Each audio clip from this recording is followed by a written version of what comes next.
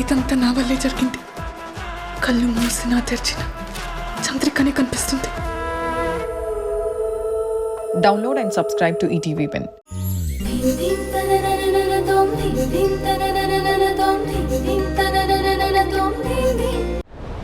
ఈ విషయంలో ప్రపంచంతో పోరాడతాను.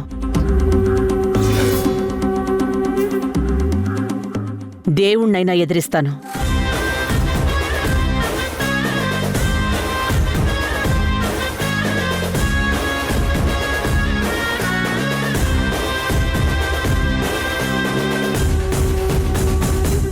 నువ్విక్కడ ఉండిపోమ్మా, చాలు.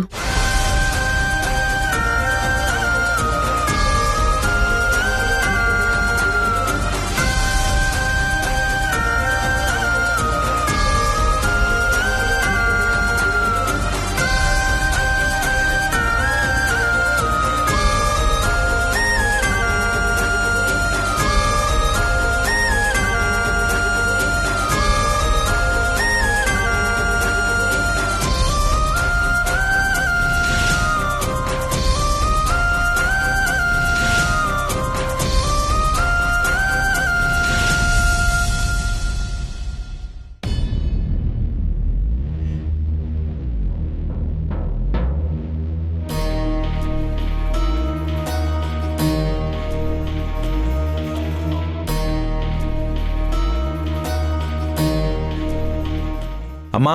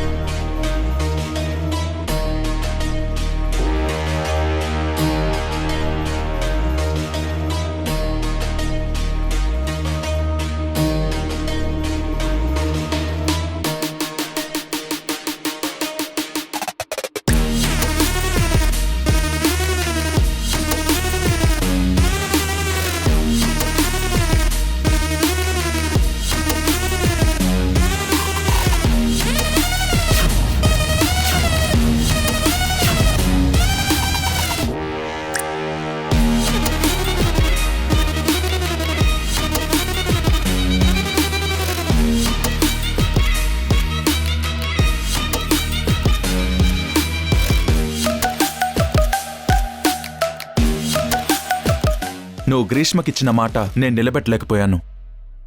ఇప్పుడది నేను నిలబెట్టుకుంటాను.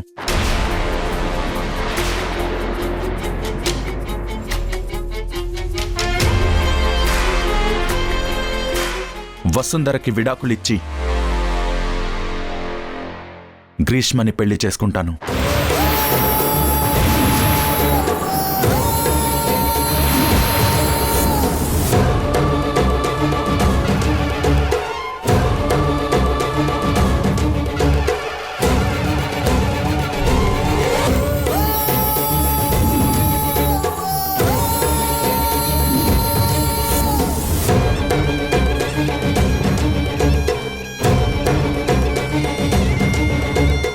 దీనికి నేను ఒప్పుకోను. ఇది నా జీవితం, నా ఇష్టం.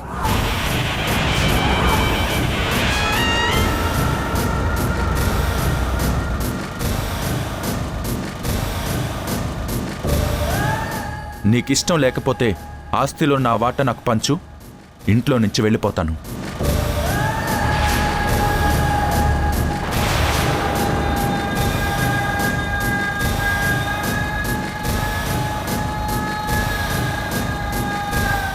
నువ్వు ఆస్తి పంచవని నాకు తెలుసు కాబట్టి నేను ఏం చేసినా నువ్వు భరించాల్సిందే.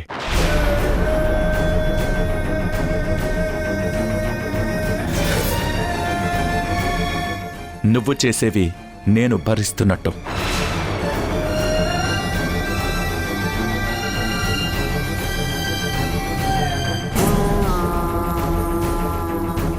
గ్రీష్మ, నువ్వు నా రూమ్లోకి వెళ్ళు.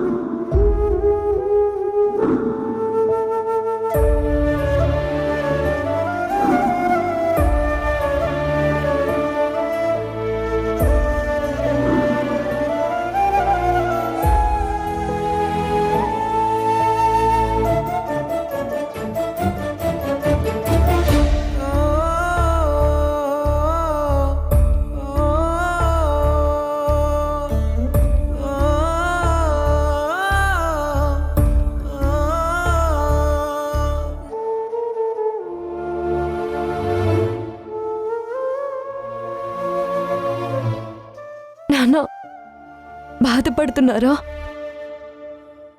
నేను ఇంకా ఎందుకు బతకాలమ్మా? ఇక నాకు చావు తప్ప వేరే దారి కనిపించటం లేదు. అలా అనకు రాజీవ్. అన్నిటికీ చావే పరిష్కారం అయితే ప్రతాప్ చనిపోయినప్పుడే నా జీవితం కూడా అయిపోయింది.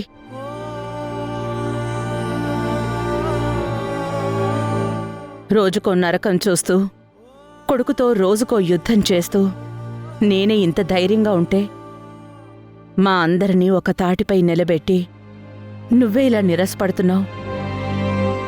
ఇంకేం చేయను మల్లిక. బయట ఎంత గెలిచినా ఇంటిలో ఎలా జరిగితే తట్టుకోలేకపోతున్నాను. పిల్లల్ని కన్నప్పుడు కాదు, వాళ్ళు ప్రయోజకులైనప్పుడు తల్లిదండ్రులకు నిజమైన ఆనందం అంటారు. ప్రయోజకులు కాకపోయినా పర్లేదు.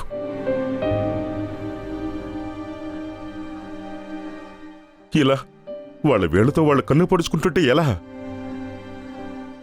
నొప్పి మనకే వస్తుందేంటి మల్లిక?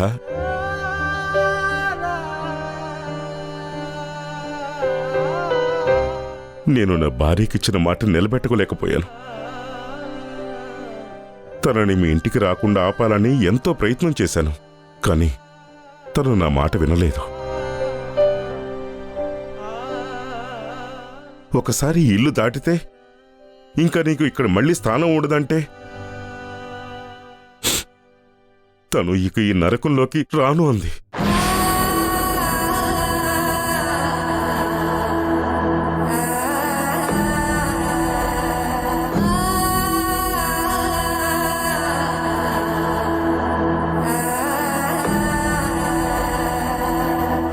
తను చేసిన తప్పుకి తను శిక్ష అనుభవించి తీరాల్సిందే.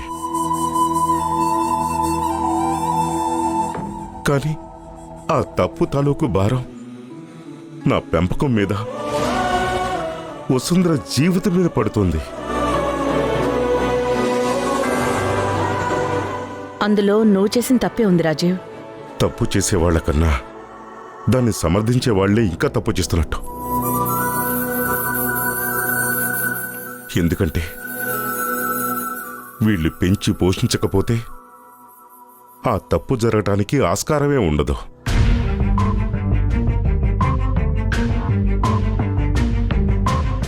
అది అసలు ఇంటికి తిరిగి వచ్చేటప్పుడు ఏ పరిస్థితుల్లో వస్తుందో తెలియట్లేదు.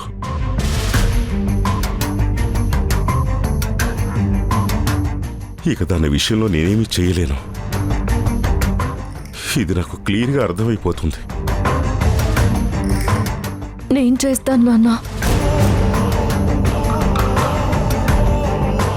తను మీ దగ్గరికి ఎలా వస్తుందా అనే కదా మీరు భయపడుతున్నారు. ఇక్కడి నుంచి తను ఎలా వెళ్ళిందో అలాగే వస్తుంది. అది జరగదమ్మా.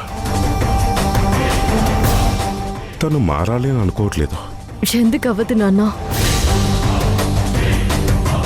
నడి సముద్రంలో పడిపోయి దిక్కుతోచక ఏం చేయలేని స్థితిలో ఉన్న నన్ను నలుగురి ముందు గర్వంగా తలెత్తుకుని బ్రతికేలా చేశారు. ఇది సాధ్యమైనప్పుడు అదెందుకు సాధ్యం కాదు? మీరు నాకు తండ్రి, గురువు, దైవం అన్నీ నాన్న. నా గురువుకి గురుదక్షిణగా మాటిస్తున్నాను. గ్రీష్మ అక్కడికి ఎలా వచ్చిందో తిరిగి అలానే పంపే బాధ్యత నాది. నన్ను నమ్మండి నాన్న.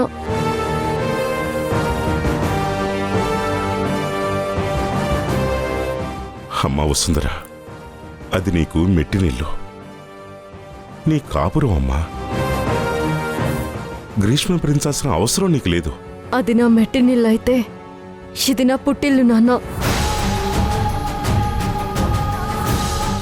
ధ్రువ సార్ నా భర్త అయితే గ్రీష్మ నాకు అక్క.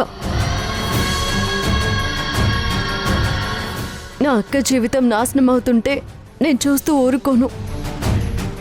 అది నా భర్త వల్ల అయితే అస్సలు ఊరుకోను. ఏం చేస్తాం వసుంధర? వాళ్ళు మనం చెప్పేది వినే స్టేజ్ దాటిపోవడం వల్లే ఇదంతా జరుగుతోంది. ఏదైనా చేద్దాం మేడం, కలిసి చేద్దాం.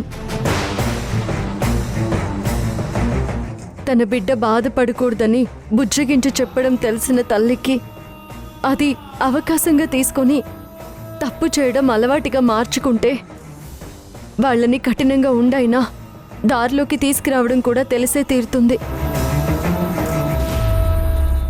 నువ్వంత మొండిగా ఉండలేవమ్మా.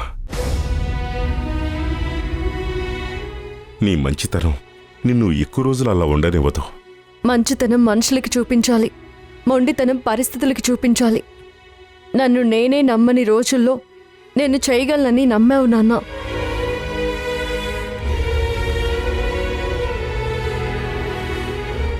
ఇప్పుడు స్వయంగా నేనే చెప్తున్నాను, నన్ను నమ్ము నాన్న. అమ్మా, అన్నీ నాకు వదిలేసి మీరు ధైర్యంగా ఉండండి నాన్న.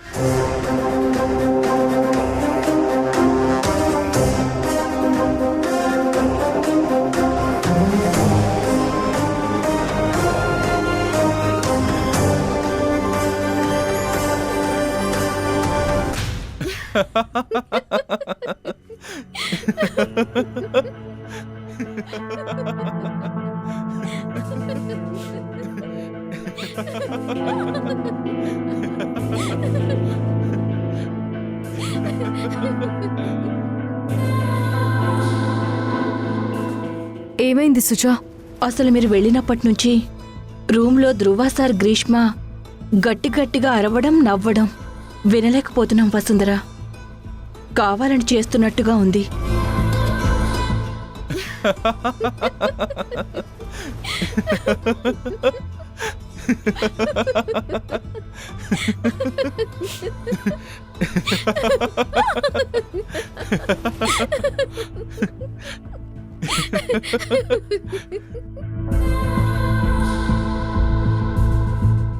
భగవంతుడు మనకి ఇంకా ఎన్ని చూడాలని రాశాడో అర్థం కావడం లేదు నందిత.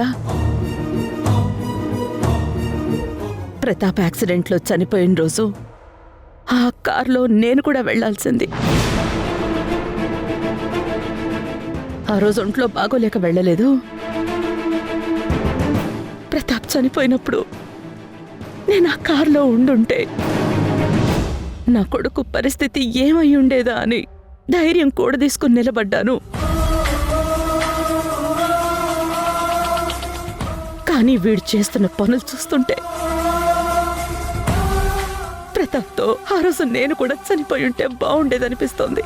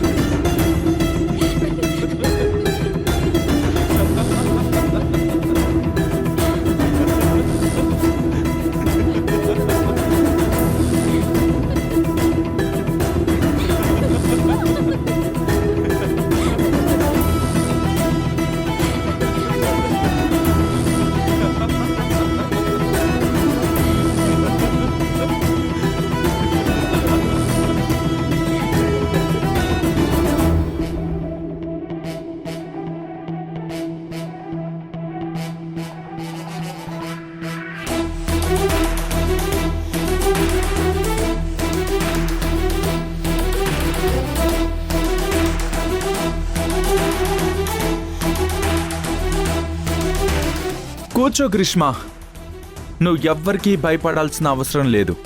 నేను నిన్ను తీసుకొచ్చాను. ఈ ఇంటి నుంచి పంపించే అర్హత ఎవ్వరికీ లేదు. కూర్చో.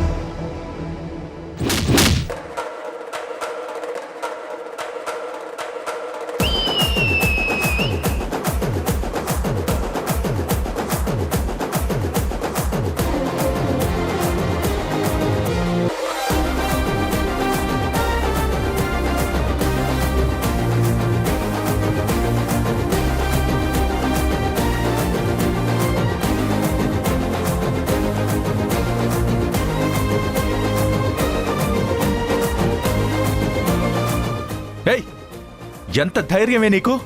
తన సూట్ కేసుని బయటకు విసిరేస్తావా? నిజమే కదా, విసిరాల్సింది సూట్ కేస్ని కాదు, తనని. రావే. వదులు, వదలమంటుంటే.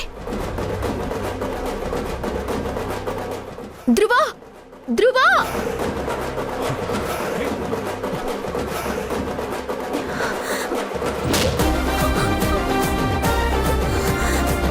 ధ్రువా, ధ్రువా!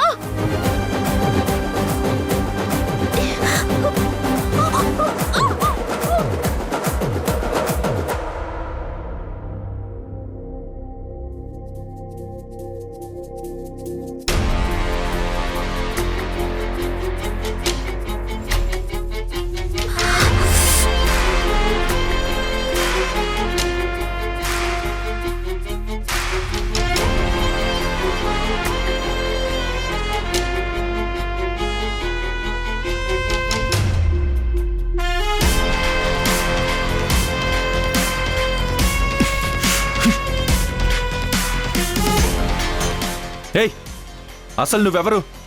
ఆ? నా ఇంట్లో నీ పెత్తనమేంటి? నేను అదే అడుగుతున్నాను. ఈ ఇంట్లో మీకోసం ఒకరు ఎంత కష్టపడుతున్నారో తెలుసా?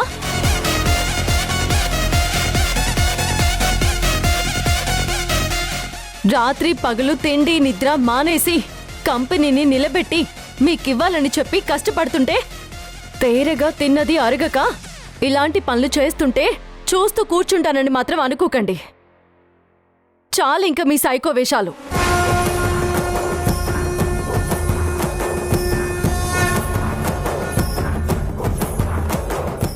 ఏంటి? ఆ? క్లాస్ పీకుతున్నావేంటి? ఏదో నువ్వు పర్మనెంట్గా నా పెళ్ళంగా ఉండిపోయినట్టు ఎక్స్టెల్ చేస్తున్నావేంటి?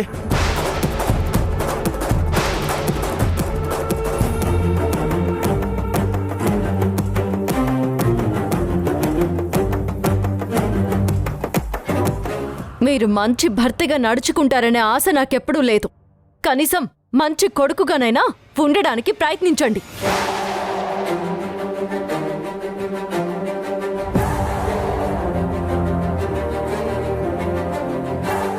మీకోసం ఆవిడ ఏం కోల్పోయిందో తెలుసుకోవడానికే మీకు ఈ జన్మంతా సరిపోదు.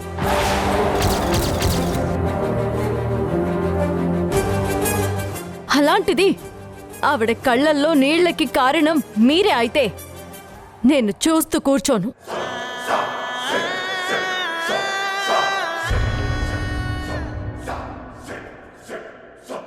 చా, తల్లిని ఎలా చూసుకోవాలో తల్లి తండ్రి ఎవరో తెలియని నీ దగ్గరే నేర్చుకోవాలి మరి.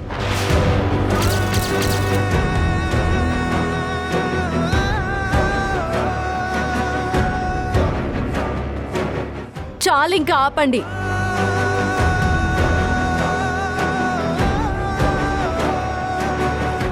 మీరనే మాటలకి బాధపడ్డం, ఏడవడం అన్నీ అయిపోయాయి.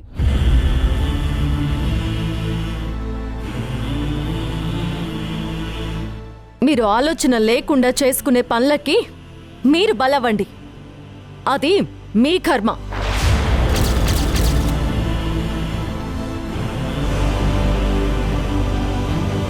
కానీ మీతో పాటు మీ మీద ప్రాణం పెట్టుకున్న తల్లిదండ్రుల్ని బలి చేస్తే మాత్రం దీని పరిణామాలు మీరు ఊహించిన దానికంటే తీవ్రంగా ఉంటాయి.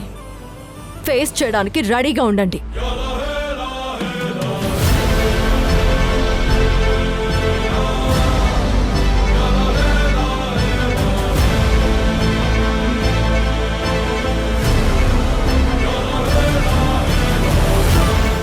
అసలు నీకేం సంబంధం ఉంది నా విషయంలో జోక్యం చేసుకోవడానికి?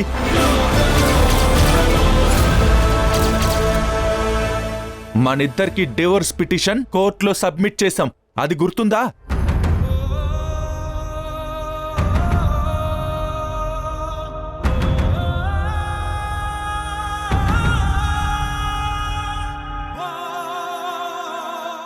నేను సంతకం పెట్టానా?